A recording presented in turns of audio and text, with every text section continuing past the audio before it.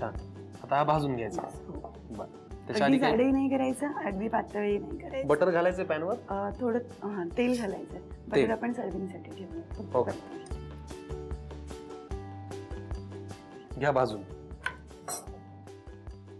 पराठा आता तेलावरती आपण भाजून घेऊ. हो. आता हे भाजून होईपर्यंत मला सांगा तुमच्या हॉबीज काय काय आहेत? सध्या तरी हॉबीज म्हणजे मी घरी पहिल्यांदा तर बाळ होतं तेव्हा करायची. म्हणजे असं हे पेंटिंग्स वगैरे किंवा मेहंदी काढणं वगैरे खूप आवडतं मला. मलापासून आवडतं त्या गोष्टी मी करायची. आणि तेव्हा जॉब करायची. सध्या काही नाही करत आहे. आता पूर्णपणे ब्रेक आहे. सध्या हॉबी, गरज, जॉब सगळं काही बाळ एक बाळ आहे. बरोबर आहे. आणि ती आत्ताची गरज आहे. बरं. माहेरी कोण कोण असतं तुमच्या?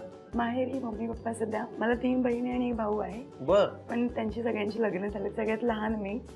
चौघांची लग्न होऊन सगळे व्यवस्थित आहे. छान छान. म्हणजे तुम्ही 5 जण आहात एकूण? नाही, ती सॉरी 2 बहिणी आणि 1 भाऊ. अच्छा, तुम्ही धरून 3 होय? हो. बरं, ठीक. बघा आता भाजून झालाय का खालून? व्हायचंय अजून, होतोय. ठीक आहे. बटर आपल्याला कधी वरून लावायचं का त्याच्यात? आता लावलं तरी चालेल थोडंसं. वाह, कांद्याचा पराठा आपण करतोय, बटर वरती छान भाजून घेतोय आणि मग नंतर आपल्याला तोंडी लावायला टोमॅटो सॉस आहे. प्रचंड आवडतो मला. चला आपण याला दोन्ही बाजूनी छान भाजून घेऊया, मग प्लेट मध्ये सर्व करूया. तुम्ही लिहून घ्या साहित्य आणि कृती.